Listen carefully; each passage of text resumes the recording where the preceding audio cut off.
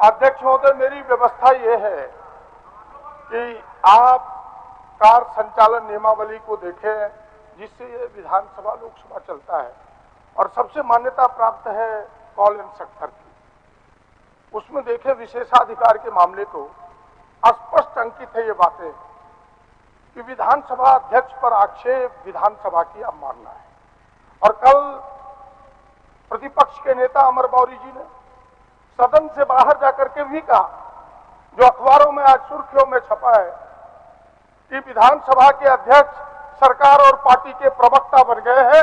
ये विधानसभा के अध्यक्ष पर आक्षेप है अध्यक्ष महोदय, ये विधानसभा की अवमानना है और इन पर विशेषाधिकार का मामला बनता है अध्यक्ष महोदय, और इस पर कार्रवाई होनी चाहिए।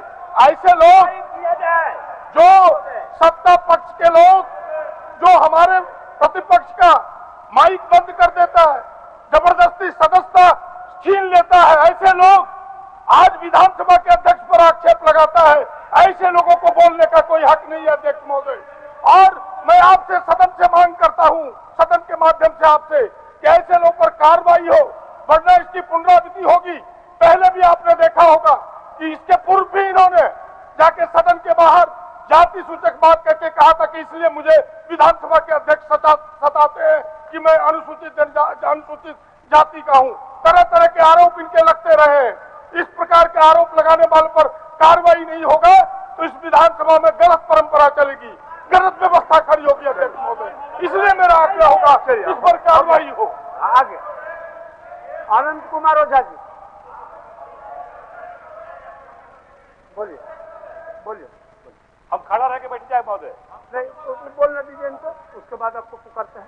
माननीय अध्यक्ष महोदय, आपको हम सब लोगों ने मिलकर के अध्यक्ष पद पर बैठा है और आपके प्रति, उस शासन के प्रति हम लोगों का बहुत सम्मान भी है। लेकिन अगर कोई बात हमको व्यथित करेगी तो हम आपसे नहीं कहेंगे तो किससे कहेंगे? मैंने आपसे, आपके माध्यम से अपनी पीड़ा को, अपने दल की पीड़ा को ध्यान आकृष्ट करने के लिए आपसे कहा। ये एक लोकतांत्रिक देश है। लोकतांत्रिक व्यवस्था में पूरा विधानसभा और सदन चलता है। हम लोग अभी कांग्रेस के नेता प्रतिपक्ष के व्यवहार और उनका, और देश के हमारे जो स्पीकर हैं सर्वोच्च सदन के, नहीं अपने लोकसभा के, ओम बिरला जी के साथ संवाद और उनके बयान अखबारों में देखे हैं कांग्रेस का। कब लोकतंत्र हाशिए पे नहीं जाता है क्या? कब लोकतंत्र का अवमानना नहीं होता है क्या? कब परंपराएं नहीं टूटती है क्या?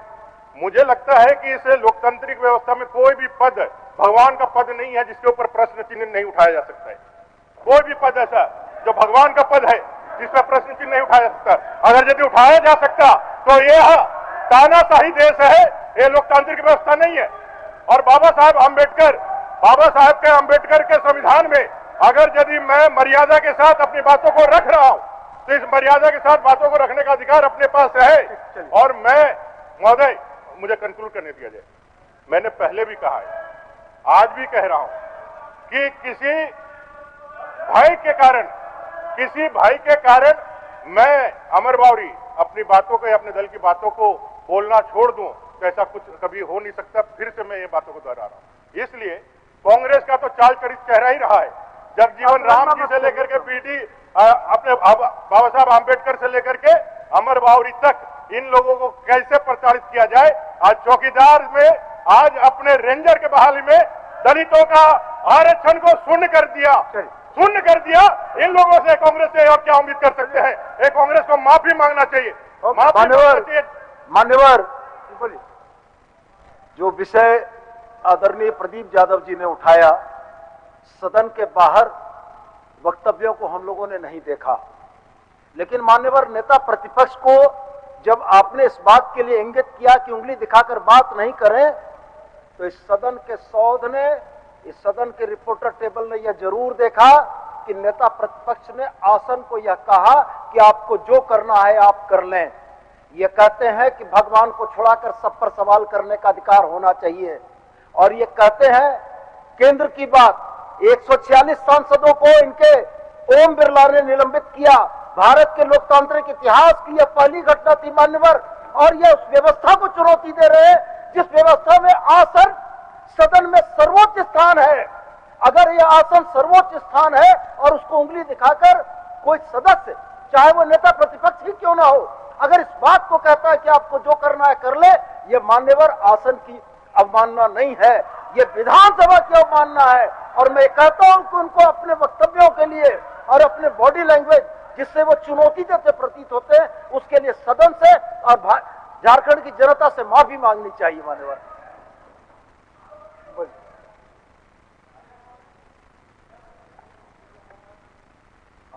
माननीय अध्यक्ष महोदय, कल भी मैं सदन में था और जिस बात की चर्चा माननीय सदस्य प्रदीप यादव जी कर रहे हैं, हमारे नेता प्रतिपक्ष के बारे में बोल रहे हैं, विशेषाधिकार की बात कर रहे हैं। अध्यक्ष महोदय, यदि अभिव्यक्ति की स्वतंत्रता, एक कौल और सकधर की किताब दिखा रहे हैं अध्यक्ष महोदय, संविधान के अंदर स्पष्ट व्याख्या है कि अभिव्यक्ति की स्वतंत्रता पर आप रोक नहीं लगा सकते हैं। अध्यक्ष महोदय, स्पीकर का आसन सर्वोच्च होता है सदन के अंदर, लेकिन यदि किसी को तकलीफ होगा या किसी दल को तकलीफ होगा तो उस बात को इंगित करने का काम करेगा। आपको लगा होगा कि अंगुली दिखा रहे हैं, लेकिन इनकी मनसा अंगुली दिखाने का नहीं था। और विशेषाधिकार की बात वो कर रहे हैं अध्यक्ष महोदय, जिसके नेता लोकसभा के अंदर कनखी मारने का काम करता है, कनखी मारने का काम करता है, गले जबरदस्ती गले लगने का काम करता है, उस दल का नेता है प्रदीप यादव।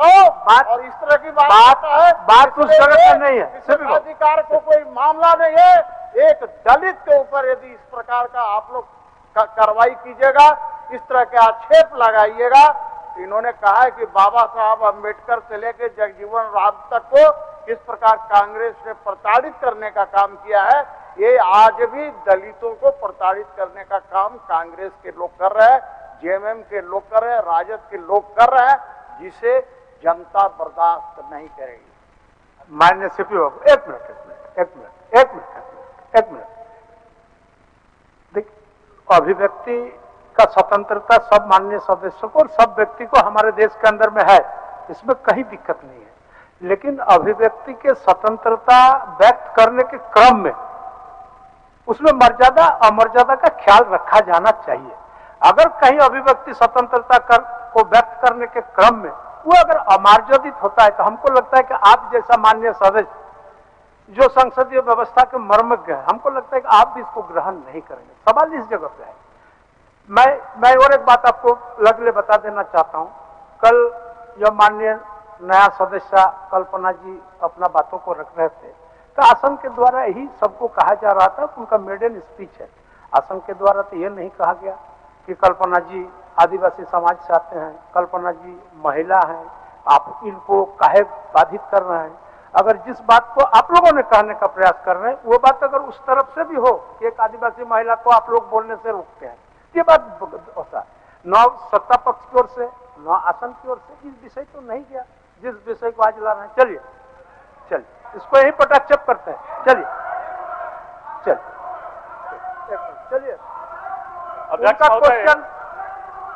अध्यक्ष महोदय, मेरा प्रश्न था। अध्यक्ष महोदय, मेरा प्रश्न है। एक मिनट सुनिए, लीजिए इन लोगों का, बोलिए। अच्छा, आपको देते हैं प्रदीप, उनको बोलने दीजिए, नवीन जी को बोलने दीजिए। आप बैठिए। आनंद जी नवीन जी बोल लीजिए, फिर प्रदीप जी को फिर। अध्यक्ष महोदय बोलने दीजिए। अध्यक्ष, हाँ बोलिए, आप ही बोलिए। अध्यक्ष महोदय, आपके आसन से जो वक्तव्य आया, हमको याद दिलाना हम चाहेंगे कि 2014 से 2019 में एक आदिवासी समाज का ही स्पीकर पद पर आसीन थे अध्यक्ष महोदय। आप भी उस समय माननीय सदस्य थे। जेएमएम कांग्रेस ने यहां तक नहीं छोड़ा कि जूता चलाने से भी नहीं बचे, वो जूता भी चलाए और स्प्रे मारे। वो समय भूल जा रहे अध्यक्ष महोदय। कुर्सी तोड़ दिए, तिरंगा झंडा का अपमान किया अध्यक्ष महोदय। उस समय माननीय प्रदीप यादव जी को नहीं दिखा, लेकिन आज अगर अपनी बात को नेता प्रतिपक्ष रख रहे हैं, उनकी गलत को दबाने का काम अगर होगा तो प्रतिकार होगा। सदन का कार्रवाई चलने दीजिए। एससी का रिजर्वेशन 0 हो गया। अध्यक्ष महोदय, अब व्यक्ति की स्वतंत्रता पूरी तरह से है और यह देने वाली भी कोई पार्टी है तो वह कांग्रेस है। ये अभिव्यक्ति छीनने वाले लोग हैं और ये कह रहे हैं डॉक्टर अंबेडकर को तो विधानसभा बनाने के अध्यक्ष बनाए गए, आज उनको सम्मान ये मिला जिस कारण ये विधानसभा है। हमें ये विधानसभा की प्रक्रिया संचालन नियमावली भी हमारे पास है, तो हमारे संविधान के तहत ही अध्यक्ष महोदय, संविधान को बनाने की अध्यक्षता डॉक्टर भीमराव अंबेडकर को दिया गया। अगर कांग्रेस के हाथ में देश की स्वतंत्रता न होती, ये लोग होते तो आज देश मनुस्मृति से चलता, कहीं दलित और पिछड़ा रहता नहीं, कहीं आदिवासी रहता नहीं। अध्यक्ष ये मनुस्मृति वाले लोग, ये लोग क्या बताएंगे? आनंद कुमार ओझा जी, आप अध्यक्ष महोदय, अब आप अध्यक्ष महोदय, हो गया। आपको साधुवाद है, कल भी साधुवाद दिए थे और हमें लग रहा था कि बार बार हम ही को दबाने का काम नहीं हो रहा है महोदय। अध्यक्ष महोदय, मेरा प्रश्न है पेयजल स्वच्छता विभाग से। एक तरफ देश के यशस्वी प्रधानमंत्री नरेंद्र भाई मोदी जी ने हर घर नल जल योजना, जल जीवन मिशन के माध्यम से राज्य के साथ समन्वय करते हुए और महोदय हर घर को शुद्ध पानी मिले, इस दिशा में महोदय उन्होंने योजनाओं का सूत्रण किया है। और हमने प्रश्न पूछा है महोदय कि क्या राज्य में जल जीवन मिशन योजना अंतर्गत 62 लाख घरों को नल से जलापूर्ति किया जाना है, जिसके माध्यम से अब तक 51% ही कार्य हुए हैं और मेरे विधानसभा में और भी कम हुए हैं। सरकार ने इसको आंशिक रूप से महोदय स्वीकार किया है और राज्य में कहा है कि राज्य में जल जीवन मिशन अंतर्गत कुल 62,48,000 ग्रामीण परिवारों को शुद्ध पेयजल आपूर्ति कराए जाने के लक्ष्य के विरुद्ध अब तक 33,75,000 घरों तक शुद्ध पेयजल आपूर्ति चालू की जा चुकी है और कुल लक्ष्य का 54.2% है। महोदय, इन्हीं की सरकार थी और जनवरी 2024 में इन्होंने कहा था कि 51% घरों को हमने आच्छादित करने का काम किया है। ये महोदय सरकार का उत्तर है। 6 महीने के अंदर पूरे राज्य में अगर सरकारी आंकड़ों को भी देखते हैं महोदय तो मात्र 3% ही घरों तक ये पेयजल आपूर्ति कर पाए। उसी के आगे इन्होंने कहा है, मैंने पूछा इनसे कि राजमहल विधानसभा क्षेत्र में मात्र 40% कार्य हुए हैं। महोदय, उन्होंने उत्तर साहेबगंज जिला के बारे में दिया है। मैंने पूछा है राजमहल के बारे में, इन्होंने उत्तर दिया है साहेबगंज जिला के बारे में कि साहेबगंज जिला में कुल जेजेएम के तहत 2,81,734 घरों में जलापूर्ति करना था, जिसके विरुद्ध 1,29,067 घरों में नल से पेयजल आपूर्ति किया जा चुका है। यह कुल लक्ष्य का महोदय 45.81% है। शेष कार्य प्रगति पर है। महोदय, मैंने 3-4 योजनाओं का साहेबगंज का चर्चा किया। साहेबगंज शहरी पेयजल आपूर्ति योजना, साहेबगंज ग्रामीण पेयजल आपूर्ति योजना, राजमहल ग्रामीण मेगा जलापूर्ति योजना। महोदय, किस प्रकार से इस प्रदेश के अंदर, मेरा इस सरकार के द्वारा उत्तर है, उत्तर कहेंगे तो पढ़कर बता देंगे महोदय, किस प्रकार से जो भारत सरकार की योजना है, राज्य सरकार के समन्वय से सबको शुद्ध पानी पिलाने की योजना है महोदय, साहेबगंज नगर, साहेबगंज ग्रामीण, राजमहल नगर, राजमहल ग्रामीण और उधवा प्रखंड, इन क्षेत्रों में महोदय कैसे बंदरबाट किया गया महोदय। आप मेरा जो सरकार ने उत्तर दिया है उस उत्तर के आधार पर मैं बहुत विनम्रता से महोदय आपके माध्यम से आग्रह करूंगा कि विधानसभा की अगर ये सरकार के उत्तर, ये पूरे राज्य के हालात है महोदय, अखबारों के सुर्खियों में पड़े हुए हैं, टावर खड़ा कर दिया गया है। अभी हमारे माननीय मुख्यमंत्री जी गए थे महोदय हमारे राजमहल, पूछ रहे हैं, घबराइए मत। चलिए, अभी माननीय मुख्यमंत्री जी गए थे महोदय हमारे यहाँ, मैंने उनसे गुहार लगाई है कि शहरी पेयजल आपूर्ति योजना 2016 से प्रारंभ हुआ महोदय, आज तक एक घर में भी पानी नहीं मिला। साहेबगंज मेगा जलापूर्ति योजना, माननीय मुख्यमंत्री जी उस समय मंत्री थे विभाग के, आज तक एक घर में भी पानी नहीं जा पाया। उसका भी उत्तर महोदय असत्य उत्तर इसमें दिया गया है। उसी प्रकार से मेगा जलापूर्ति योजना साहेबगंज महोदय, जिस पर मेरा सवाल है, क्या माननीय मंत्री जी से आपके माध्यम से पूछना चाहेंगे कि माननीय मंत्री जी ने कहा है साहेबगंज मेगा ग्रामीण जलापूर्ति योजना जो 2012-13 में प्रारंभ हुआ, इस योजना के तहत 13,000 घरों में जलापूर्ति की जा रही है। माननीय मंत्री जी, जो उत्तर आया है आपके साथ, ये उत्तर को, सरकार का उत्तर मानने को तैयार है महोदय? ये मेरा पहला पूरक है महोदय। माननीय मंत्री जी। अध्यक्ष महोदय,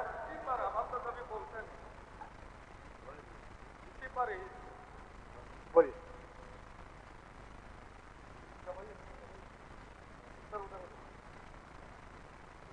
अध्यक्ष महोदय, हमारे जुगसलाई विधानसभा क्षेत्र में पिछले सरकार में गोविंदपुर जलापूर्ति योजना 237 करोड़ का योजना था। अध्यक्ष महोदय, मैं किसी को दोष नहीं देना चाहता हूं, लेकिन सत्य को सामने लाने के लिए मैं खड़ा हूं आपको बोलने के लिए। अध्यक्ष महोदय, कि 237 करोड़ का योजना गोविंदपुर जलापूर्ति योजना इन लोगों के गवर्नमेंट में, इन लोगों के सरकार में वो योजना धरातल पर लाया गया था। अध्यक्ष महोदय, लेकिन उसमें इतना घपला हुआ है अध्यक्ष महोदय, क्योंकि 15 से लेके 18 के बीच में 24,000 कंज्यूमर को पानी देना था, लेकिन वो काम इतना अनियमितता हुआ, इतना लूट हुआ उस काम में। अध्यक्ष महोदय, मैं आपके माध्यम से गोविंदपुर जलापूर्ति योजना को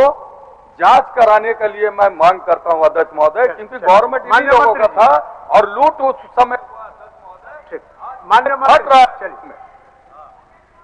अध्यक्ष महोदय, थोड़ा उत्तर तो सुन लीजिए सर जी, वो फिर आपको देते हैं।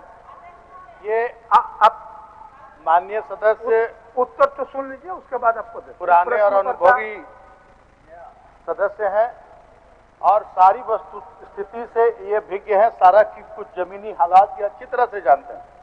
और प्रश्न के पहले जो इनकी जिज्ञासा है, उसके पहले इतनी बड़ी भूमिका ये बांध देते हैं कि मूल इनकी जिज्ञासा क्या है, इससे ये पूरी तरह से विमुख हो जाते हैं। ये यशस्वी प्रधानमंत्री जी की योजना, फलाना, ऐसे देना, ऐसे शुद्ध पेयजल। यशस्वी प्रधानमंत्री जी देश के प्रधानमंत्री है, लोकतांत्रिक व्यवस्था के तहत चुने गए प्रधानमंत्री हैं, वो कोई एहसान नहीं कर रहे हैं। ये जो हमारा संघीय ढांचा है उसमें राज्य सरकार और केंद्र सरकार दोनों की भूमिका होती है कि किसी भी क्षेत्र में विकास के लिए जनता को सरकारी सुविधाओं का लाभ दिलाने के लिए। और ये जो राग अलापते रहते हैं कि नल जल योजना यशस्वी प्रधानमंत्री जी की योजना है, मोदी जी की योजना है, तो मैं स्पष्ट करना चाहता हूं कि ये योजना पूरी तरह से 40% भी पूरा केंद्र सरकार की तरफ से नहीं, 60% राज्य सरकार इसमें राशि अपनी तरफ से देती है। जो 10% जो जनता को देना है वो भी राज्य सरकार वहन कर रही है। और पूरी मॉनिटरिंग राज्य सरकार की होती है, पूरी मशीनरी राज्य सरकार की लगती है, तब योजना धरातल पर उतरती है। इसलिए अपनी पीठ थपथपाने के बजाय ये जो कह रहे थे पूर्व की सरकार और अभी की सरकार की बात, इस सरकार में ऐसा हुआ, इनके समय में क्या स्थिति थी, 4.5% भी घरों तक शुद्ध पेयजल नहीं पहुंच पाया था। इस पर भी इन्हें मंथन करना चाहिए, चिंतन करना चाहिए और सवाल अपने से करना चाहिए। और आज हम 54% से ज्यादा पहुंच गए हैं इन विपरीत परिस्थितियों में। आज आप 2-2.5 साल कोरोना, 2-2.5 साल आप लोगों की मेहरबानी जो रही, किस तरह से आप लोगों ने इस राज्य को अस्थिर करने का काम किया, किस तरह से चुनी हुई सरकार को अपदस्थ करने का काम किया और यहाँ के विकास को रोकने का काम किया। यहाँ के लोगों को सरकारी सुविधाएं उपलब्ध न हो, इसमें साजिश की। यहाँ के लोगों को रोजगार न मिले, वो साजिश के तहत बंद करने का काम किया। बावजूद इसके मैं एक एक जिज्ञासा इनकी पूरी करने को, एक एक जो इनका जो प्रश्न है, इनका विस्तृत रूप से उत्तर इन्हें प्राप्त हो गया है। और ये अभी राजमहल की बात कर रहे थे और कहे कि हम साहेबगंज के बारे नहीं पूछें, और खुद ही राजमहल, आपको बरहेट, साहेबगंज, सबका इनका प्रश्न मिश्रित प्रश्न है। इनका एक किसी एक योजना को लेकर प्रश्न नहीं है अध्यक्ष महोदय। इनका प्रश्न मिश्रित प्रश्न है पूरी तरह से कहें तो। ये आप फिर पूछिएगा, आप तैयार हो लीजिए ना, मैं आपको बता दूं उत्तर में तैयार हो लीजिए, फिर पूछिएगा। 11-12 में जो इस सरकार की बात करते हैं तो उस समय किनकी सरकार थी? चलिए, साहेबगंज शहरी जलापूर्ति योजना का कार्य 2011-12 में शुरू हुआ था और पहले जिस संवेदक को काम दिया गया था उसका काम संतोषप्रद नहीं था होने के कारण उसको रिसाइन किया गया। रिसाइन करके नई एजेंसी को नए एस्टीमेट के तहत काम आवंटित हुआ अध्यक्ष महोदय, और उसमें बहुत सारी फिर से जो अड़चने आती हैं रेलवे के द्वारा, और वहां भारतीय अंतर्देशीय जल मार्ग प्राधिकरण के बंदरगाह वहां प्रस्तावित जो स्थल चिन्हित किया गया था WTP के लिए, तो उसके कारण योजना में देरी हुई और आज योजना की स्थिति यह स्थल परिवर्तित करके WTP का काम भी तेजी से चल रहा है और इस योजना में 88.30% कार्य पूरा कर लिया गया और दिसंबर माह तक ये योजना, मैं आश्वस्त करना चाहूंगा माननीय सदस्य महोदय को कि दिसंबर माह तक ये योजना पूर्ण कर ली जाएगी। अब बात है साहेबगंज मेगा जलापूर्ति योजना की, तो कामोबेश स्थिति उसमें भी वही है। 2012-13 में योजना प्रारंभ हुआ था और इस योजना के अंतर्गत 3 प्रभाग हैं, साहेबगंज, बरहेट तथा राजमहल। वर्तमान में बरहेट प्रभाग के अंतर्गत 8000 तथा राजमहल प्रभाग अंतर्गत 5000 यानी 13000 घरों में जलापूर्ति की जा रही है अध्यक्ष महोदय, 13000 घरों में साहेबगंज मेगा से। इसके साथ साथ साहेबगंज प्रभाग अंतर्गत WTP का निर्माण पूर्व में प्रस्तावित रेलवे की जमीन में कराया जाना था। रेलवे से NOC नहीं मिला, फिर स्थान परिवर्तित किया गया, अभी हमें जगह मिल गया है और भूमि चिन्हित कर लिया गया है और फिर एक पुनरीक्षित प्रकलन के तहत निविदा भी पूरी कर ली गई है। 16/3/24 को निविदा को की प्रशासनिक स्वीकृति मिल चुकी है और ये निविदा अंतिम रूप में है। और अंतिम तिथि निविदा की 2/8/24 है। कार्य आवंटित होने के बाद इसका कार्य प्रारंभ करके शीघ्र कार्य पूरा करा लिया जाएगा अध्यक्ष महोदय। और राजमहल प्रभाग से संबंधित योजना आंशिक चालू अवस्था में है। बरहेट प्रभाग से भी जलापूर्ति की जा रही है अध्यक्ष महोदय। और राजमहल शहरी जलापूर्ति योजना की जो इन्होंने और बात की है वो जुडको के अंतर्गत आता है। जुडको के द्वारा वो कार्य संपादित कराया जा रहा है अध्यक्ष महोदय, इसलिए उसका वो नगर विकास विभाग के अंतर्गत है अध्यक्ष महोदय। और साहेबगंज जिला के में JJM के अंतर्गत 2,81,734 घरों में नल से जलापूर्ति किया जाना है, जिसके विरुद्ध 1,29,067 घरों में नल से पेयजल आपूर्ति किया जा चुका है।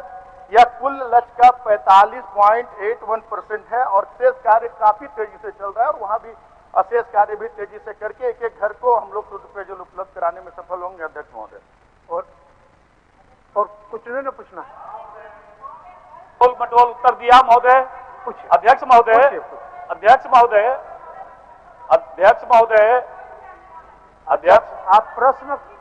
आपको प्रश्न समाप्त होने के बाद देंगे ना।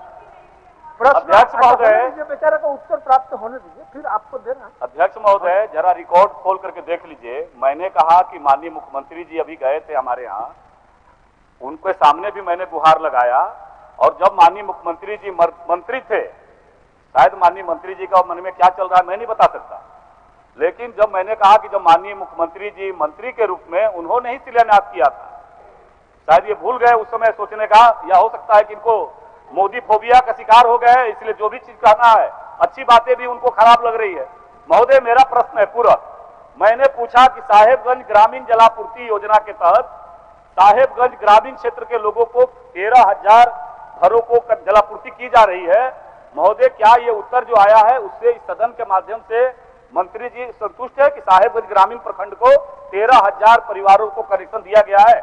मेरा पहला पूरक यही था महोदय, इस पर जरा पूछ लीजिए माननीय मंत्री जी, अगर ये उत्तर मान्य सदस्य, आपको अगर मंत्री के उत्तर में कहीं शंका है उन्होंने 13,000 घर में पेयजल आपूर्ति करने का बात कर रहे हैं। आपको अगर लग रहा है कि कहीं कम बेसी तो बोलिए, फिर मंत्री जी जवाब देंगे आपको। महोदय साहेब, अच्छा, आप थोड़ा आपको सहयोग कर रहे हैं सीपी बाबू। सीपी बाबू बोल लेते उसके बाद सहयोग करा दीजिएगा महोदय। पहला तो शंका है महोदय, इस सदन के माध्यम से मैं माननीय मंत्री जी को चुनौती देता हूं कि जा करके साहेबगंज सदर प्रखंड के लोगों का जीवन जा करके देखिए कि आज वहां आर्सेनिक और फ्लोराइड पानी पीने से डिहारी गांव में महोदय, डिहारी गांव में 100 से ज्यादा लोग असमय काल कल्पित हो गए महोदय। हर अधिकारी, हर वो तंत्र है जिसके पास हमने गुहार लगाया महोदय। और महोदय सदन के अंदर माननीय मंत्री जी अगर ये उत्तर पढ़ रहे हैं तो ये पूरी तरह से सत्य है। इस बात की मैं चुनौती देता हूं महोदय, चलिए पूरी तरह चुनौती देता हूं महोदय। हो गया, उनको गुमराह कर रहे हैं अधिकारी। अच्छा, वो जवाब दे रहे हैं ना, चलिए आप क्या सहयोग कर रहे हैं उनको? इसी में पूरक में पूछ लेते हैं। माननीय अध्यक्ष महोदय, सीपी बाबू पहले उनको बोलने दे दीजिए। माननीय महिला सदस्य हैं, आप शुरू से ही अकबक कर रहे हैं। इनके बाद, हाँ, इनके बाद उसके बाद आपको देंगे, बोलिए लीजिए। हमको लगता है कि बहुत महत्वपूर्ण बात बोलेंगे, लगी। चलिए अध्यक्ष महोदय, अभी प्रश्न आया था इसीलिए इसी सब्जेक्ट पे एक जरूरी है हमको लग रहा है कि आप महत्वपूर्ण जल जीवन मिशन का मुख्य उद्देश्य हर घर को जल शुद्ध पेयजल उपलब्ध कराना है महोदय। ठीक है। तो हम माननीय मंत्री जी से बताना चाहेंगे महोदय, हमारे कोडरमा विधानसभा के प्रखंड डोमचांच के निमाड़ी गांव में अब आप कौन रोकते हैं? उसी को आपको रोकते हैं। अब हम महोदय आपको रोकते हैं इस जगह में, इसलिए रोकते हैं कि माननीय सदस्य अनंत कुमार ओझा जी बड़ी मुश्किल से अपने क्षेत्र का सवाल को लाए हैं माननीय मंत्री जी से जानने के लिए, और फिर आप उनको लेकर के साहेबगंज से लेकर के कोडरमा ले जाइएगा तो दिक्कत है। पहले उनका जवाब सुनने महोदय उसी में हम केवल एक कल से हम हाथ उठा रहे हैं महोदय, प्लीज ये बहुत जरूरी है महोदय। उसमें डोमचांच आपको क्वेश्चन के रूप में लाना चाहिए था महोदय। डोमचांच प्रखंड का निमाड़ी गांव है महोदय, वहाँ भी इसी शुद्ध पेयजल के लिए जल मीनार बन रहा था महोदय। वो पहली बारिश में धराशायी होकर गिर गया। अच्छा है कि उस दिन हाट नहीं लगा था महोदय, वरना कितनी बड़ी दुर्घटना घटती। महोदय मैं माननीय मंत्री जी से आग्रह करना चाहूंगी कि उच्च स्तरीय जांच कराए महोदय। जो माननीय मंत्री जी हमारे यहाँ के प्रभारी मंत्री है महोदय, वो 3 बार इसी चीज को लेके बैठक हुआ महोदय, लेकिन अभी भी किसी प्रकार का सुधार नहीं हुआ। तो सदन के माध्यम से हम एक आग्रह करते हैं महोदय कि जो कोडरमा में जल जीवन मिशन के तहत कार्य हो रहा है, पेटी पे पेटी दिया जाता है महोदय, गुणवत्ता में सुधार हो और उच्च स्तरीय जांच हो महोदय। ठीक, चलिए सीपी बाबू आप बहुत अब हो गया। अब एक एक क्वेश्चन में हम लोग घूम रहे हैं। अच्छा, बाद में नीलकंठ बाबू आपका काल बहुत हुआ है। चलिए और माननीय सदस्य हैं आपके पीछे। चलिए माननीय अध्यक्ष महोदय, अभी माननीय सदस्य अनंत ओझा जी के सवाल पर माननीय मंत्री जी उत्तर दे रहे थे। माननीय मंत्री जी के काबिलियत पर किसी को शक नहीं है अध्यक्ष महोदय, लेकिन 2 प्रश्न है। एक तो मैं खुद पीड़ित हूँ, रांची का विधायक होने के नाते, हटिया के विधायक नवीन जायसवाल है, जो भी शहरी क्षेत्र में हो रहा है अध्यक्ष महोदय। कनेक्शन देने का अर्थ यह नहीं होता है अध्यक्ष महोदय कि पानी उसको मिल रहा है। रांची में कनेक्शन दे दिया, पानी कहाँ मिल रहा है, नंबर 1। दूसरा, माननीय मंत्री जी, पांत नगर जलापूर्ति योजना का क्या है, उसका ठेकेदार से आपका संबंध क्या है? सिमडेगा में अध्यक्ष महोदय, सिमडेगा में वही स्थिति है। नीरल पूर्ति जी एस्टिमेट कमेटी के अध्यक्ष, सभापति अध्यक्ष महोदय, और उसकी फाइंडिंग्स क्या है? नीरल पूर्ति जी यदि यहाँ उपस्थित है तो बताएंगे अध्यक्ष महोदय। मेरा ये कहना है अध्यक्ष महोदय कि हम सवाल क्यों करते हैं? सवाल इसलिए करते हैं कि सरकार उसका उत्तर देगी, समुचित उत्तर देगी, और यदि कहीं कमी है तो उसको ठीक कराने का काम करेगी माननीय मंत्री। तो मेरा इतना ही कहना था, और माननीय मंत्री जब होंगे तो पांत नगर वाला जरूर बताएंगे अध्यक्ष माननीय मंत्री जी। चलिए मूल प्रश्नकर्ता को संतुष्ट करिए। इतने अनुभवी हमारे माननीय सदस्य, शायद इनको पता नहीं है कि तात नगर योजना जो बहुत बड़ी योजना है, बहुत महत्वाकांक्षी योजना है, इसकी जांच के आदेश किसने दिया था, ये इनको शायद देखना चाहिए। और मैं भिजवा दूंगा, इनके पास पूरा रिकॉर्ड भिजवा दूंगा कि जांच के आदेश मैंने ही दिया था और जांच मैंने ही किया था जाकर पहले, उसके बाद आदेश देकर, और वहां संवेदक से लेकर सभी पर, वहां जितने engineer, superintending engineer, executive engineer, assistant engineer, सभी पर कार्रवाई हुई, सभी सस्पेंड हुए। और आज जाकर उस योजना का हालात, आज योजना की स्थिति देखिए, योजना पूर्ण होने पर है। अध्यक्ष महोदय, और जो संबंध, ये संबंध की बात करते हैं, तो संबंध अध्यक्ष महोदय, ये जब मंत्री थे, नगर विकास मंत्री और बहुत बड़े बड़े विभागों में थे, ये अभी हरमू नाला जो है उस पर भी इनसे सवाल होना चाहिए कि हरमू नाला की स्थिति क्या है, उसमें कौन संवेदक था और कितने की योजना थी, ये भी एक सवालिया निशान है, सवाल खड़ा करता है अध्यक्ष महोदय। और संबंध जो होना चाहिए, जिससे जो संबंध होना चाहिए अध्यक्ष महोदय, एक मंत्री और एक संवेदक का संबंध होना चाहिए, जरूर होना चाहिए। एक मंत्री, एक सेक्रेटरी का, एक मंत्री, एक इंजीनियर का, तभी एक तालमेल होकर काम हो सकता है, विकास हो सकता है। और मैं इस सदन में स्वीकार करता हूं अध्यक्ष महोदय कि मैं खुद संवेदक को फोन करता हूं और खुद कार्यों को में प्रगति लाने के लिए उन्हें चेताता रहता हूं। कार्य में प्रगति नहीं आने पर मैं अनुशासनात्मक कार्रवाई के लिए उन्हें धमकाता हूं, अपने सेक्रेटरी को बोलता हूं, इंजीनियर को बोलता हूं। तभी आज 54% पर पहुंचे इन विपरीत परिस्थितियों अध्यक्ष महोदय। ये 54% ये अपने दामन में भी झांकना चाहिए अध्यक्ष महोदय ने। और जहां तक हमारे सदस्य अनंत ओझा जी का एक सवाल था, कुछ उनकी जिज्ञासा थी, तो मैं पूरे बता देता हूं। राजमहल विधानसभा के अंतर्गत राजमहल मेगा जलापूर्ति योजना तथा विभिन्न लघु ग्रामीण जलापूर्ति योजना एसबीएस और एसबीएस क्लस्टर के द्वारा जलापूर्ति किए जाने का भी लक्ष्य, जिसके विरुद्ध किए गए क्रियाशील जल संयोजन का प्रखंडवार विवरण इस प्रकार है। राजमहल में लक्ष्य है 37,467 का, उसके विरुद्ध हम लोग 19,299 घरों में हम लोग नल संयोजन कर चुके हैं, उससे पानी उपलब्ध हो रहा है। इनके कार्यकाल में, हमारे सीपी बाबू के कार्यकाल में एलएनटी को भी कार्य आवंटित हुआ था। एलएनटी ने क्या किया था, इस पर भी इन्हें गौर करना चाहिए। इनको बहुत अनुभव है सबका कि सिर्फ नल लगा दिया जाता है, पानी नहीं मिलता, इस सबका अनुभव हमारे सीपी बाबू को है। जिस क्षेत्र से चुनकर आते हैं उस क्षेत्र के लोग हाहाकार कर रहे थे पानी के लिए, और समस्या का निदान मैंने किया और आज लोगों को पानी मिल रहा है अध्यक्ष महोदय। उधवा में अध्यक्ष महोदय 56,995 का लक्ष्य है, उसमें 28,007 घरों में गृह संयोजन किया गया है और पानी मिल रहा है। और साहेबगंज में 17,436 के विरुद्ध 1,000, साहेबगंज में बहुत बताया मैंने कि बहुत सारी परेशानियां आई, उसको दूर करके अब तेजी से काम हो रहा है। वहां पर लक्ष्य कम है, ये मैं स्वीकार करता हूं और ये आश्वस्त करता हूं माननीय सदस्य को कि इनकी चिंता है, जो चिंता वाजिब है कि हर घर को शुद्ध पेयजल मिलना चाहिए। निश्चित रूप से बहुत जल्द, बहुत तेजी से काम हो रहे हैं और हर एक घर को हम लोग शुद्ध पेयजल उपलब्ध कराने में सफल होंगे अध्यक्ष महोदय। शिल्पी न्यातिक अध्यक्ष महोदय, मेरा सवाल आधा घंटा अध्यक्ष महोदय, मेरा जो सवाल है, सारा प्रश्नों का मान समान, सारा प्रश्नों का मान समान। अब दूसरा प्रश्न लेने दीजिए, चलिए। हमारे महागठबंधन सरकार की जो सबसे महत्वाकांक्षी योजना है अध्यक्ष महोदय, अबुआ आवास योजना, ये सवाल उसी से संबंधित है। अध्यक्ष महोदय, सरकार ने बहुत सोच विचार के एक मिनट आपको आनंद जी अगर इस प्रश्न काफी समय से चला, आपका एक प्रश्न पूरा समय को बर्बाद कर दे, ये भी उचित नहीं आनंद जी, कैसे उचित। और हम आपको बताते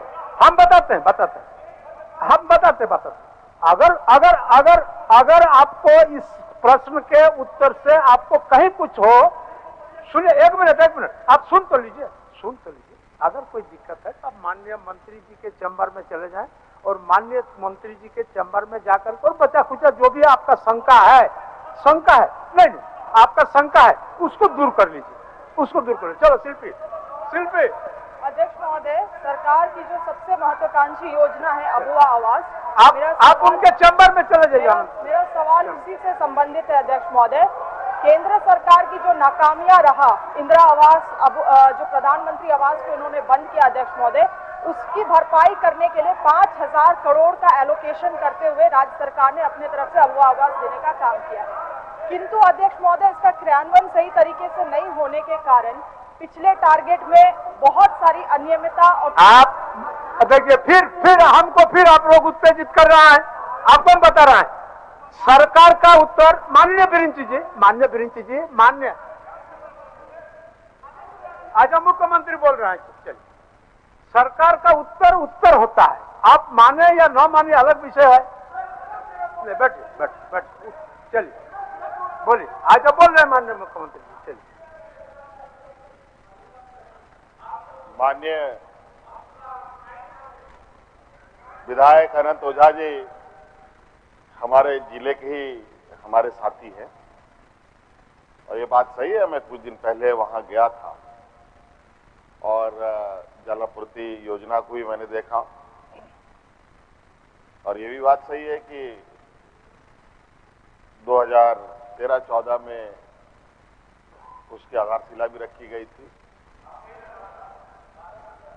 ठीक है, मैंने ही रखा था, वो मैं बोल ही रहा हूं। हाँ, वो भी समझ रहे हैं, अध्यक्ष महोदय।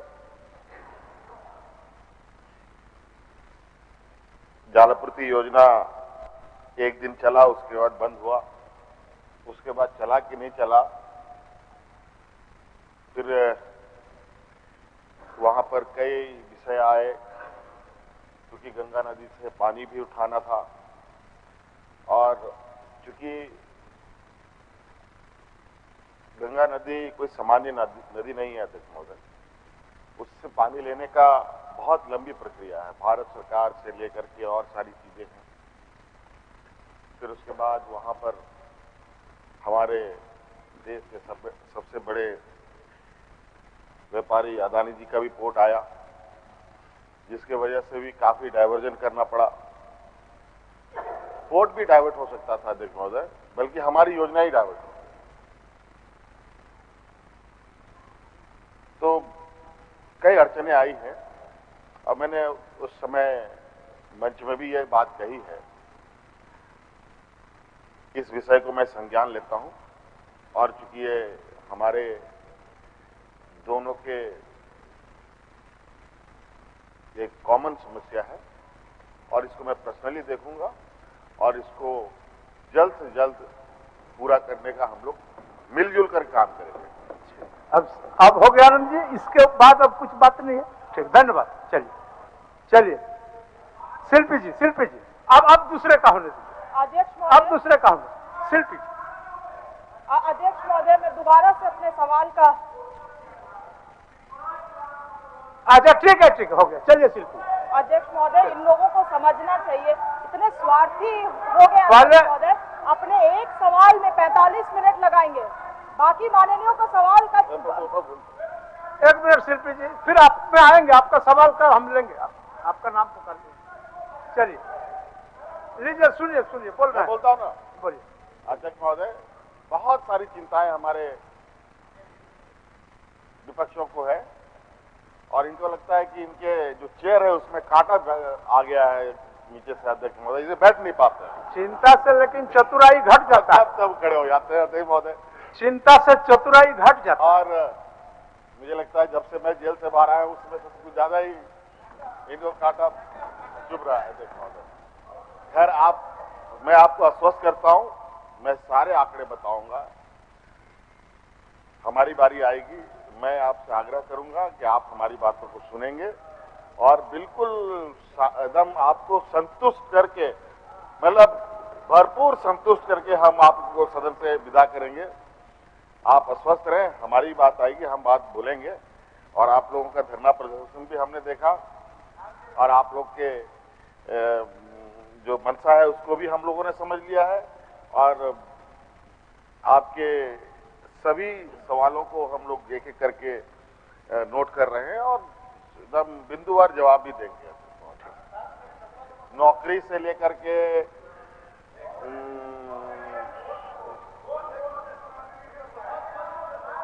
चलिए शिल्पी जी, नौकरी से लेकर के अध्यक्ष महोदय जितने भी इनकी इच्छाएं हैं सारी जवाब देंगे। चलिए शिल्पी जी। अध्यक्ष महोदय, जब माननीय मुख्यमंत्री इस बात को बोल रहे हैं कि सारा जवाब का उत्तर देंगे, आप पूरा पूछिए, पूरा पूछिए। अध्यक्ष महोदय, मैं फिर से दोबारा अपने सवाल को दोहरा रही हूँ। शुरुआत में कह रही हूँ अध्यक्ष महोदय कि अबुआ आवास योजना जो सरकार की सबसे महत्वाकांक्षी योजना रही है अध्यक्ष महोदय, में कई सारी अनियमितता हो रही है क्योंकि सही तरीके से इम्प्लीमेंट नहीं हो पाया है। आज सरकार का मुझे जवाब मिला है कि एक समिति का गठन किया गया था 2023-11 में, जो पत्रांक संख्या दिया गया अध्यक्ष महोदय, उसके तहत एक पंचायत स्तरीय सत्यापन दल गठन किया गया है अध्यक्ष महोदय। मगर इन समिति सत्यापन दल चलने नहीं दीजिएगा माननीय सदस्य, चलने नहीं दीजिएगा। जनता का सवाल, माननीय सदस्यों का सवाल का ऐसा ही हास्यर करिएगा। नहीं, देखिए माननीय सदस्य, जनता का सवाल है और आप ही माननीय सदस्यों के द्वारा लाया गया है। देखिए आनंद ओझा जी कितना संतुष्ट होकर के गए, और इसे शिल्पी नेहा तिर्की जी का भी है। अब आप सवाल को चलने नहीं दीजिएगा, व्यवधान उत्पन्न करिएगा, ये अच्छा परिपाटी में नहीं शुमार होगा। और मैं समझता हूँ किसी का कुछ क्षति नहीं होगा, सबका क्षति होगा। इसलिए मेरा आग्रह है, आसन से आग्रह है माननीय सदस्य, आप लोग अपना आसन पर जाएं, उनको पूछने दीजिए। अबुआ आवास का बहुत ही महत्वपूर्ण सवाल किया है और जवाब भी सरकार से लेना है। बैठिए भानु जी, बैठ। पूरक में मेरा यही सवाल है जो सरकार के उत्तर खंडिका 2 में दिया गया है कि पंचायत स्तरीय सत्यापन दल का गठन किया गया है। अध्यक्ष महोदय, इस पंचायत स्तरीय सत्यापन दल में एक भी मेंबर एक्टिव नहीं है अध्यक्ष महोदय। 1 मैन आर्मी चलाया जा रहा है पंचायत में। एक सदस्य, एक चुना हुआ जनप्रतिनिधि केवल सूची लेके जाता है अध्यक्ष महोदय, और उसके तहत आवास अलॉट कर दिया जा रहा है। मैं सरकार से केवल ये दरखास्त करना चाहती हूँ अध्यक्ष महोदय कि 2 डायरेक्शन, क्योंकि नया योजना था, कुछ कमी बेसी हुआ है इसमें मानती हूँ, मगर 2 इम्पोर्टेंट डायरेक्शन सरकार जारी करे अपने तरफ से विभाग। एक तो है अध्यक्ष महोदय कि प्रॉपर एग्जीक्यूशन के लिए जो ये सत्यापन, थोड़ा जवाब ले लेते हैं, अध्यक्ष महोदय मैं समय उतना व्यर्थ नहीं करना चाहती हूँ, हाउस का भी पॉइंट में आ जाती हूँ। अध्यक्ष महोदय, जो प्रॉपर एग्जीक्यूशन होना चाहिए इस पंचायत स्तरीय सत्यापन दल का, और जितने भी मेंबर्स हैं अध्यक्ष महोदय, इन सभी मेंबर को पंचायत स्तरीय चुने हुए जनप्रतिनिधियों को उसमें एक्टिव करना चाहिए। और दूसरा है अध्यक्ष महोदय कि जो डिस्ट्रिक्ट लेवल कमिटी का गठन किया गया है अध्यक्ष महोदय, जिसको मॉनिटरिंग बॉडी के तहत बनाया गया, उस कमिटी को भी तुरंत एक्टिवेट किया जाए। और फील्ड में जाके ये लोग मॉनिटरिंग करें अध्यक्ष महोदय। आज रांची जिला में मात्र 20% योजना कार्यान्वयन हुआ है, और अध्यक्ष महोदय 5000 करोड़ रुपया सरकार ने एलोकेट किया है। शायद ये पहली बार और आखिरी बार होगा कि राज्य सरकार इतने बड़े मात्रे में आवास दे रही है अध्यक्ष महोदय। सही तरीके से क्रियान्वयन हो, इसके लिए 2 डायरेक्शन विभाग अपने तरफ से निर्देशित करे। ठीक, माननीय मंत्री जी, देखिए इरफान साहब उत्तर दे रहा है, आप लोग समर्थन नहीं करिएगा तो हमारा, चलिए सर आप उत्तर दीजिए। Sir really sir, I appreciate, अपनी बहन को मैं धन्यवाद देता हूं कि बहुत ही अच्छा प्रश्न उन्होंने किया महोदय।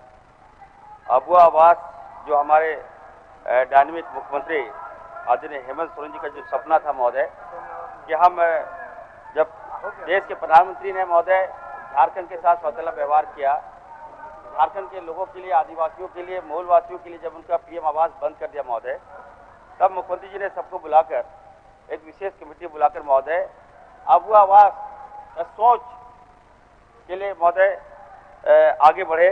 और मुख्यमंत्री ने कहा कि नहीं, हम अगर देश के प्रधानमंत्री अगर हमारा पीएम आवास बंद कर देंगे तो ऐसे में हम लोगों को क्या कर सकते हैं। तो मुख्यमंत्री जी ने कहा कि नहीं, हम अबुआ आवास हम देंगे। तो महोदय लोगों को लगा कि नहीं, अबुआ आवास क्या है, नहीं है, ये भाजपा के लोग पहले हल्ला कर रहे थे क्या होगा नहीं होगा। जब महोदय ये जमीन पर ये जब आवास आया, हम लोग जब इसका प्रचार प्रसार किए तो लोगों में उत्साह बढ़ा कि क्या है अबुआ आवास, इतना अच्छा अबुआ आवास, क्या कॉन्सेप्ट है महोदय। तो इसमें महोदय मैं तो कहूँगा कि जो हमारी जो सदस्य है, हमारी जो विधायिका हैं, इनका जो सुझाव उन्होंने दिया महोदय, इस पर हम अच्छा सुझाव है, संशोधन इसको करना है।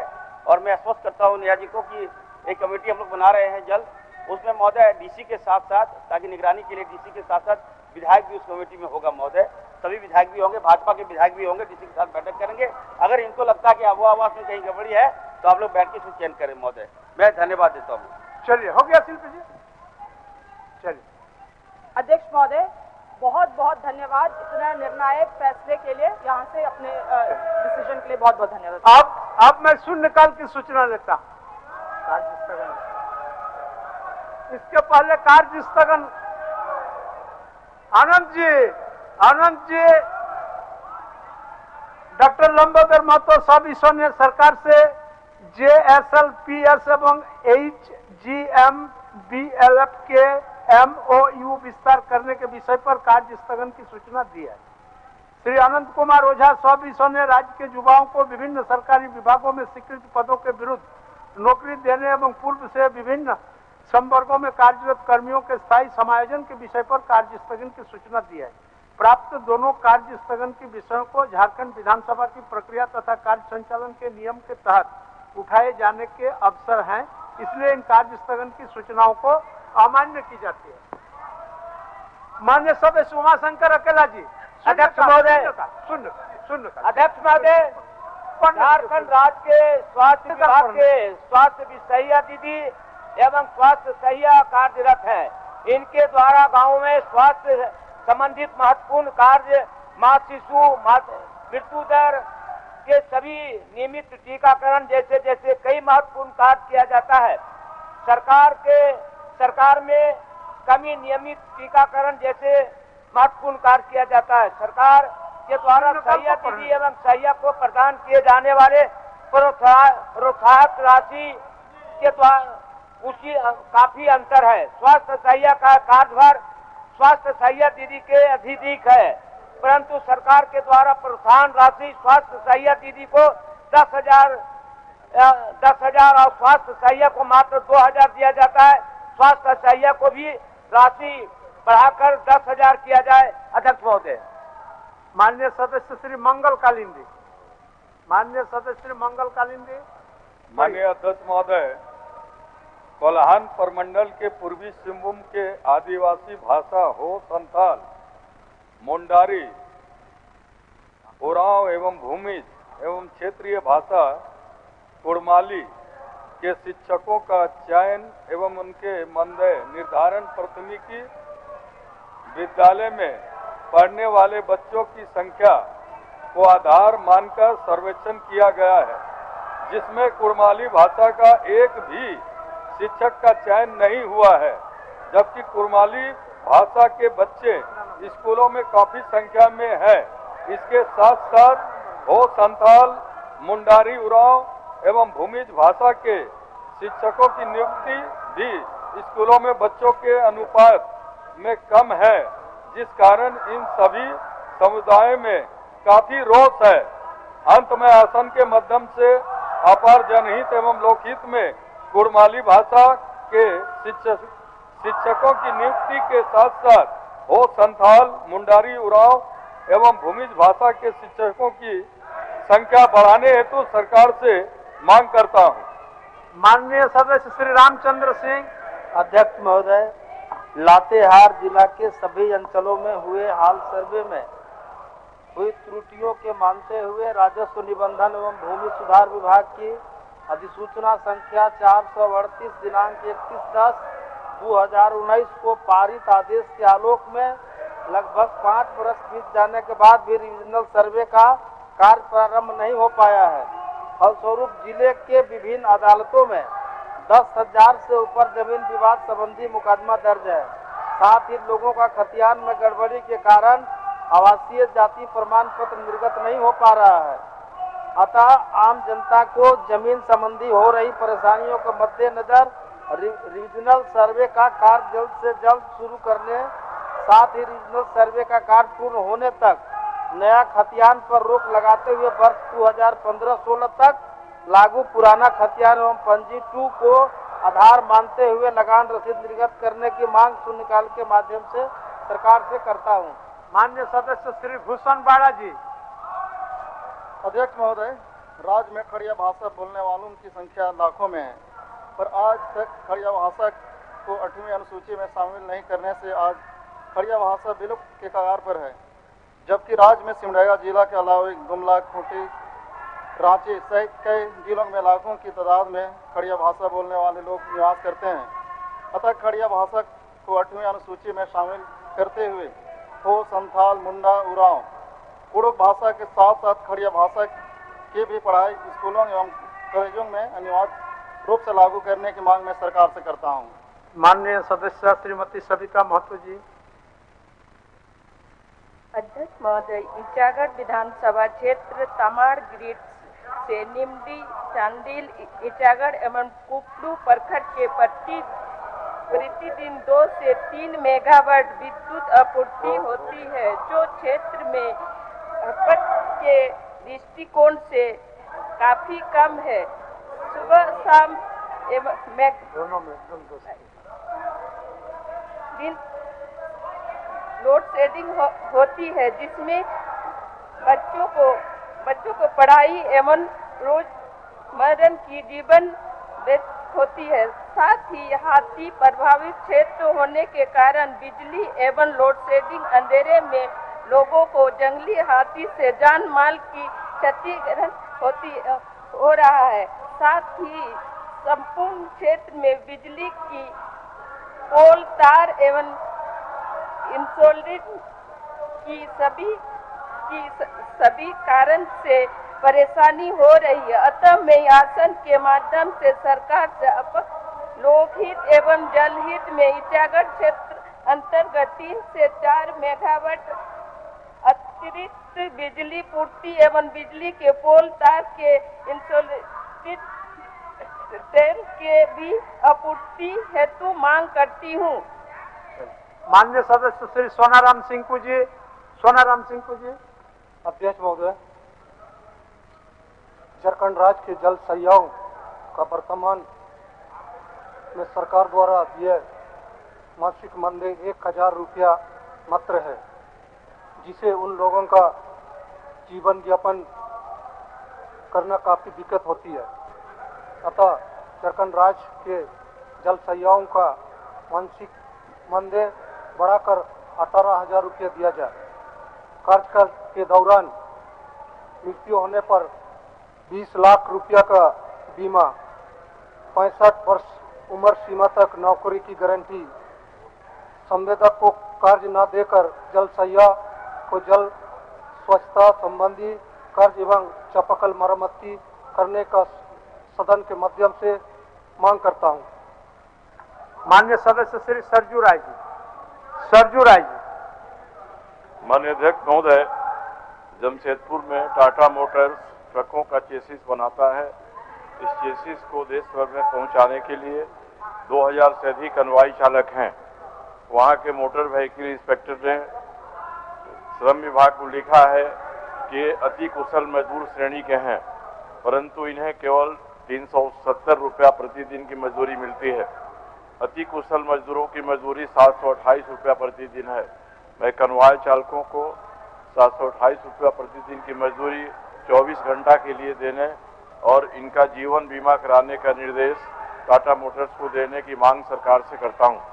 माननीय सदस्य राजेश कच्छप जी। राजेश कच्छप जी। अध्यक्ष महोदय, राज्य की सुदूर ग्रामीण इलाकों में झारखंड की पारंपरिक व्यवस्था के तहत ग्राम सुरक्षा एवं शांति व्यवस्था, सामाजिक संरचना बनाए रखने के लिए चौकीदार, दफादार, घटवार, दिगवार की अहम भूमिका रहती है महोदय। परंतु माननीय उच्च न्यायालय में सरकार के द्वारा सही पक्ष नहीं रखने के कारण लगभग 500 की संख्या में चौकीदार, दफादार सेवा विमुक्त कर दिए गए हैं एवं इनके स्थान पर नियुक्ति हेतु सरकार द्वारा विज्ञापन निकाली गई है, जो पूर्व में कार्यरत चौकीदार, दफादार के साथ यह घोर अन्याय है महोदय। मैं आसन के माध्यम से सरकार से मांग करता हूं, सरकार द्वारा विज्ञापन को रद्द करते हुए पूर्व की भांति आश्रितों को बहाल करने की कृपा की जाए महोदय। माननीय सदस्य श्री भूषण तिर्की जी। अध्यक्ष महोदय, झारखंड राज्य में लगभग 29,000 जलसहिया कार्यरत है। वर्तमान में सरकार द्वारा दी जाने वाली उनके कार्य के एवज में प्रोत्साहन राशि बहुत ही कम है, जिससे उनके परिवार में आर्थिक कठिनाइयों का सामना करना पड़ता है। जल सहियाओं के जीवन बीमा का लाभ भी नहीं मिल पाता है। कार्यकाल के दौरान आकस्मिक मृत्यु होने पर सरकार द्वारा कोई लाभ नहीं मिल पाता है। अतः मैं सरकार से मांग करता हूं कि यथाशीघ्र जल सहियाओं को सम्मानजनक प्रोत्साहन राशि दी जाए, जीवन में उनका लाभ मिले, कार्यकाल के दौरान मृत्यु होने पर उनको का लाभ दिया जाए। माननीय सदस्य श्रीमती शिल्पी नेहा तिर्की। अध्यक्ष महोदय, झारखंड में बहुत सारे अस्पताल और क्लिनिक बिना अधिकृत लाइसेंस और अप्रशिक्षित चिकित्सा एवं चिकित्सा कर्मियों के माध्यम से संचालित किए जाते रहे हैं। वैसे अस्पतालों एवं क्लिनिकों द्वारा एक और आम लोगों की जीवन पर संकट है, वहीं दूसरी ओर सीधे साधे लोगों का आर्थिक दोहन जारी है। अतः वैसे अस्पतालों एवं क्लिनिकों की पहचान कर उनके खिलाफ सख्त कदम उठाने एवं प्रतिबंधित करने की मांग मैं सदन से करती हूँ। सुश्री अंबा प्रसाद सौबिसो। अध्यक्ष महोदय, हजारीबाग जिला अंतर्गत बड़कागांव विधानसभा क्षेत्र अंतर्गत कई बड़ी बड़ी कंपनियां कार्य कर रही है व लगातार भूमि का अधिग्रहण किया जा रहा है। गैर मजूरवा भूमि मुआवजा भुगतान के आलोक में सरकार द्वारा स्पष्ट दिशा निर्देश दिया गया है कि 30 वर्षों से अधिक समय से दखलकार ग्रामीणों को गैर मजूरवा भूमि का मुआवजा रहती दर के समतुल्य प्रदान किया जाना है। इस नियम की अनदेखी कर बड़कागांव एवं केरेडारी में एनटीपीसी द्वारा रैयतों को मात्र 12,000 प्रति कट्ठा के दर से भूमि ले ली जा रही है, जो कि ग्रामीणों के साथ धोखा है। अतः मैं सदन के माध्यम से सरकार से मांग करती हूं कि गैर मजरूवा भूमि के मुआवजा का भुगतान रहती दर के समतुल्य भूमि अधिग्रहण अधिनियम 2013 के प्रावधानों के साथ किया जाए। माननीय सदस्य श्री रामदास सोरेन जी।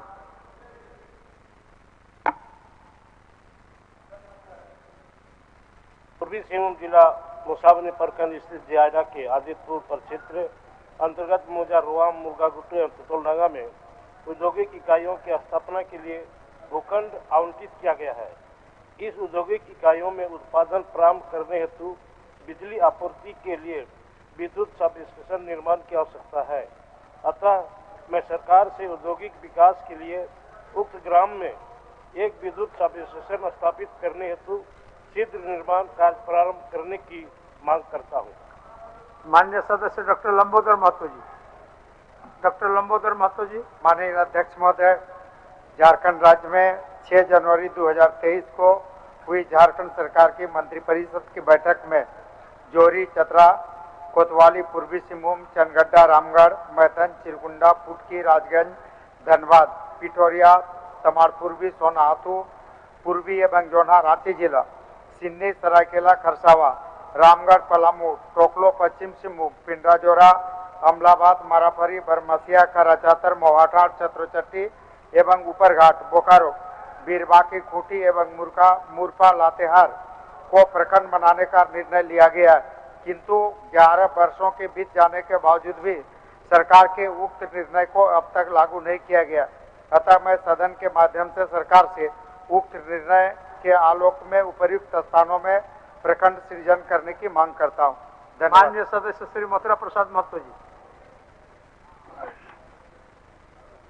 अध्यक्ष महोदय, आपके माध्यम से सरकार का ध्यान आकृष्ट करना चाहता हूं कि झारखंड राज्य में मछुआरा भाइयों के लिए राज्य सरकार द्वारा वेद व्यास आवास आवंटन किया जाता है, जो कि पिछले 1-2 वर्षों से पूरे राज्य के साथ साथ धनबाद जिला में आवंटित आवासों की संख्या कई गुना कम कर दी गई है, जिसके कारण निर्धन मछुआरा भाई वेद व्यास आवास से वंचित रह जाते हैं तथा आवास के अभाव में उन्हें जीवन यापन करने में काफी कठिनाइयों का सामना करना पड़ रहा है। अतः मैं आपके माध्यम से सरकार से मांग करता हूं कि वेद व्यास आवास की संख्या पूर्व की भांति बढ़ाई जाए, ताकि निर्धन मछुआरा भाइयों का आवश्यकता के अनुरूप वेद व्यास आवास आवंटन हो सके। महोदय। माननीय सदस्य श्री समीर कुमार महंती जी। अध्यक्ष महोदय, पूर्वी सिंहभूम जिला में प्राय देखा जाता है कि आंगनबाड़ी केंद्र में समय पोषाहार की राशि उपलब्ध नहीं कराया जाता है। इस वर्ष भी जनवरी माह से अभी तक का भुगतान बाकी है, जिसमें अल्प मानदेय के कार्यरत आंगनबाड़ी के सेविका सहायिका को काफी कठिनाई का सामना करना पड़ता है। तो आसन के माध्यम से सरकार से मेरी मांग है कि आंगनबाड़ी केंद्र को अविलंब बकाया राशि भुगतान कर दिया जाए तथा भविष्य में ससमय भुगतान करने का सुनिश्चित किया जाए। माननीय सदस्य श्री दशरथ गगराई जी। अध्यक्ष महोदय, जेएसएलपीएस की पलास परियोजना में कार्यरत महिला किसान सशक्तिकरण परियोजना एमकेएसपी कर्मियों को विगत अप्रैल माह से वेतन का भुगतान नहीं किया गया है। इसके अलावा इन कर्मियों को ग्रामीण विकास विभाग भारत सरकार के निर्देशानुसार राष्ट्रीय ग्रामीण मिशन NRLM अब आप लोगों का ध्यान आकर्षण आ रहा है, ध्यान आकर्षण आपका भी है। मैं सदन के माध्यम से सरकार से ये मांग रखता हूं कि महिला किसान सशक्तिकरण परियोजना कर्मियों के मामले में त्वरित कार्रवाई की जाए। धन्यवाद। श्रीमती सुनीता चौधरी सविश्व।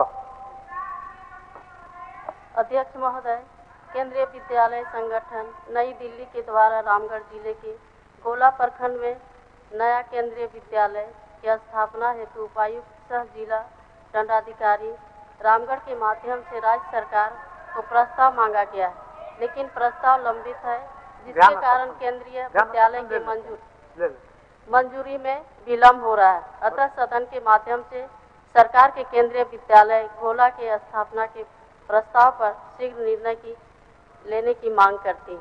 अब ध्यान आकर्षण की सूचनाएं। Professor Stephen Marandi, Dinesh William Marandi,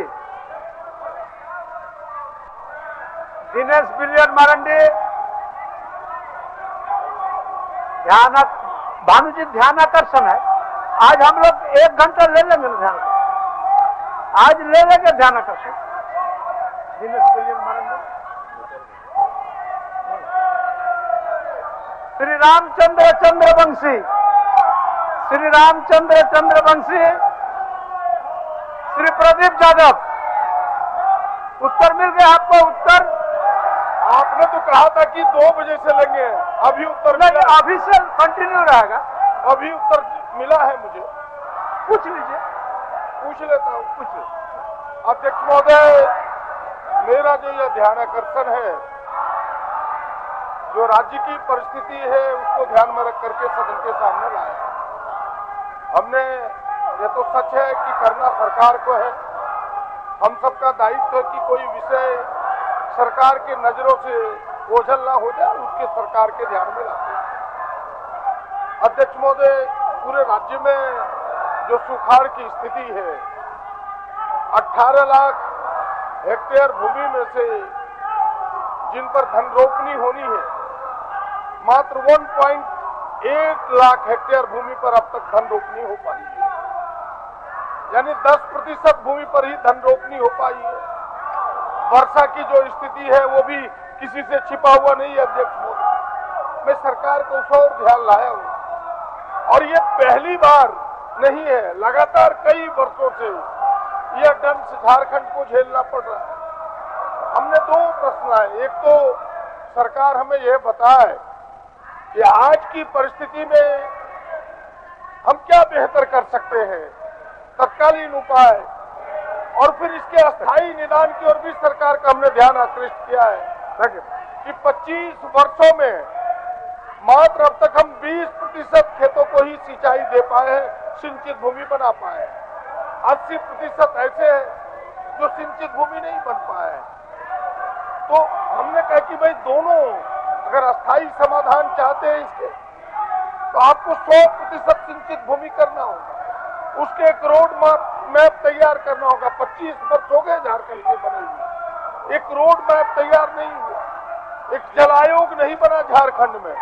ये तमाम चीजें हमने सरकार के ध्यान में लाया है, और मैं सरकार से इतना ही चाहूंगा कि एक तो तत्कालिक उपाय हो ही, सुखाड़ की परिस्थिति तो बनी गई है, और सरकार ने जो उत्तर में मेरे सामने लाया है कि भाई हम अगस्त के अंतिम सप्ताह में यह निर्णय ले पाएंगे कि भाई सुखाड़ का आकलन कर पाएंगे।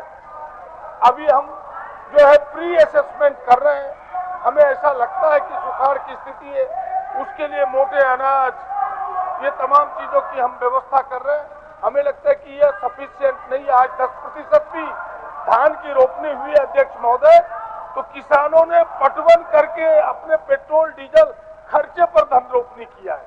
बड़ी मुश्किल में है किसान, बड़ी हालात खराब है। इस ओर सरकार का ध्यान आकृष्ट किया है। हमें लगता है कि सरकार इन सारे विषयों को ध्यान में रख करके समुचित उपाय करे और अस्थायी समाधान के दिशा में भी सरकार बढ़े, ये मेरा सरकार से आग्रह है। माननीय मंत्री।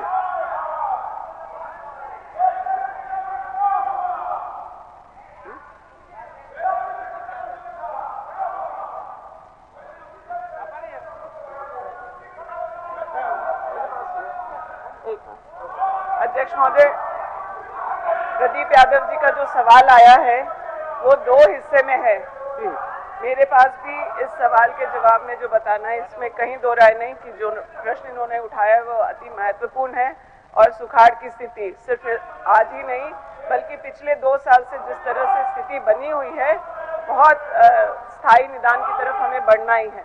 कृषि विभाग सुखाड़ की परिस्थिति से लड़ने के लिए अपनी तैयारी करी है और इनका सवाल जो 100% सिंचाई की व्यवस्था करने की बात को लेकर के है, वह हमारे विभाग से नहीं जल संसाधन से है। मुझे लगता है उसका जवाब चंपईदा देंगे। लेकिन सुखाड़ की परिस्थिति से आकस्मिक जो हालात बनेंगे उसके लिए हमारा जो कंटीजेंसी प्लान है वो तैयार है। और क्योंकि केंद्र सरकार की तरफ से जो वर्षापात आच्छादन की स्थिति का जायजा करके अगस्त के अंतिम हफ्ते में निर्णय लिया जाता है, वो हम सुखाड़ की परिस्थिति पर तब निर्णय लेंगे। लेकिन यह तय है कि हम लोग सुखाड़ की तरफ बढ़ रहे हैं, क्योंकि 85% आच्छादन नहीं होता है तो उस स्थिति को सुखाड़ की परिस्थिति माना जाता है। 2024-25 में स्थायी निदान की तरफ बढ़ते हुए हम लोगों ने मोटे अनाज मिलेट मिशन के तहत किसानों के लिए 50 करोड़ की भी व्यवस्था की है और आने वाले अगले फसल के लिए जो बीज खाद और अन्य चीज़ों की ज़रूरत है उसको किया है। एक रोड मैप कृषि विभाग हो चाहे जल संसाधन हो, उसकी आवश्यकता है, उस पर सरकार आगे कार्रवाई करेगी। आप माननीय मंत्री जी, जल संसाधन में इनका एक पाठ है, आप भी बोल दीजिए।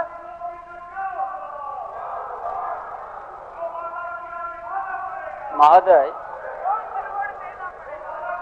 ये झारखंड राज्य के लिए सवाल बड़ा महत्वपूर्ण है, किसानों के लिए। और इसमें बहुत दिनों से हम लोग बड़ा जलाशय भी हम लोग निर्माण किया है, मध्य जलाशय भी निर्माण किया है और लघु सिंचाई का भी हम लोग अपनाया है। लेकिन जितना होना चाहिए प्रोग्रेस उस तरह से नहीं हुआ है महोदय। इसीलिए विभाग ने तय किया है महोदय कि जल संसाधन आयोग का गठन हो और वो जल संसाधन आयोग गठन होने के बाद जो बड़ा बड़ा जलाशय हो, मध्यम सिंचाई का हो या लघु सिंचाई हो या मेगा लिस्ट हो, उसका सारा चीज आकलन करके एक रोड मैप बनाएंगे कि रोड मैप बना के किसानों को हर बड़ा जलाशय से किस तरह से वो लोग को पानी खेती तक पहुंचाना है, ये जरूर है महोदय। इसीलिए ये आयोग को जल संसाधन आयोग को गठन करके ये रोड मैप तैयार जरूरी है, क्योंकि 30 साल 40 साल से बड़ा बड़ा बृहद जलाशय भी निर्माण किया गया है, लेकिन हम लोग किसान तक हम लोग पानी देने में सफल नहीं है।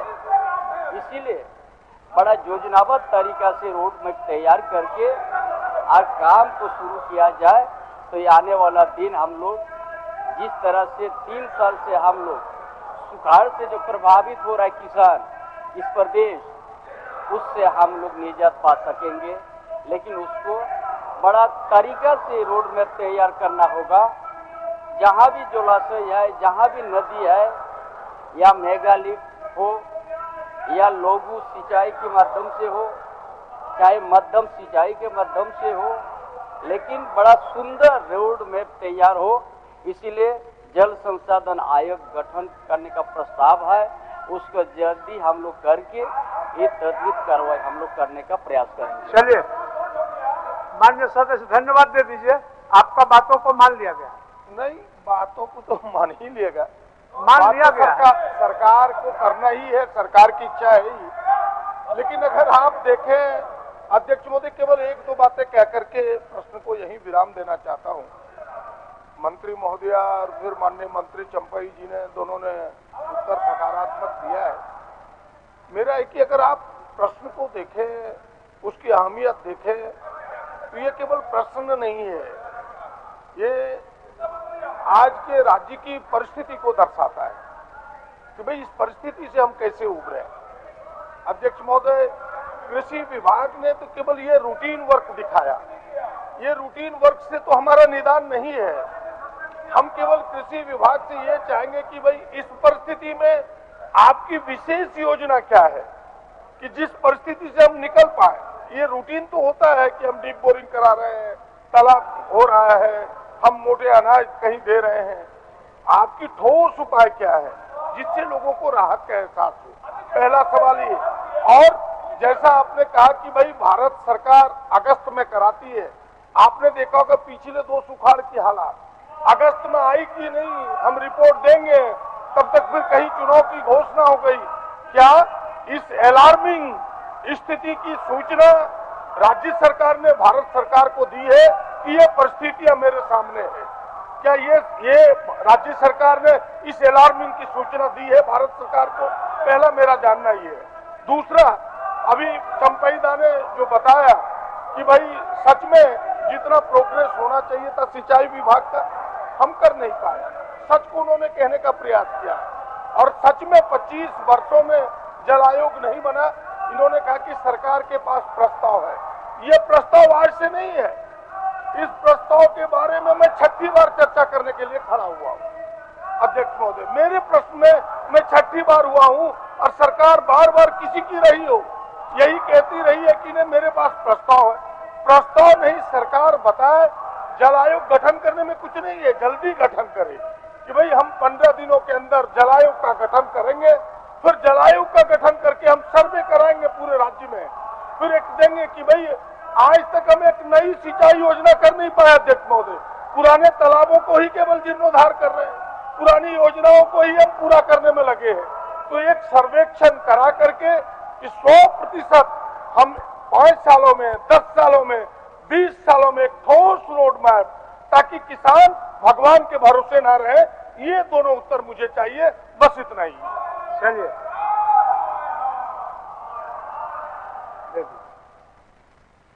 महोदय, हमने स्पष्ट कर दिया है कि बहुत दिनों से 40-50 साल पहले से 150 से ज्यादा बृहद जलाशय यहाँ पर निर्माण हुआ है सिंचाई के नाम पर, मध्य सिंचाई के नाम पर, कई लोगों सिंचाई के नाम पर, कहीं मेगा लिफ्ट से। लेकिन उसको हम लोग बहुत ज़्यादा उसको हम लोग जिस हिसाब से होना चाहिए तो उस पर नहीं है। अभी से वर्तमान सरकार ने बहुत जगह अभी पाइपलाइन से पानी देने के लिए योजना शुरुआत किया है। पलामू हो, चाहे संतल परगना तरफ हो, चाहे कोलान तरफ में हो, पाइपलाइन से जहाँ जहाँ पानी का स्टॉक है, जलाशय है, उस जगह से पानी का माध्यम से पाइपलाइन से जमीन अधिग्रहण का बात नहीं आता है। 2.5 फीट नीचे से पाइप चल जाएगा, हर जगह वॉल रहेगा, हर खेत में अपना जरूरत का मग अपना वॉल को खोल देगा। इस योजना को अपनाया गया है और हम समझते हैं बहुत जल्दी उस जगह में उस उद्घाटन होने जा रहा है।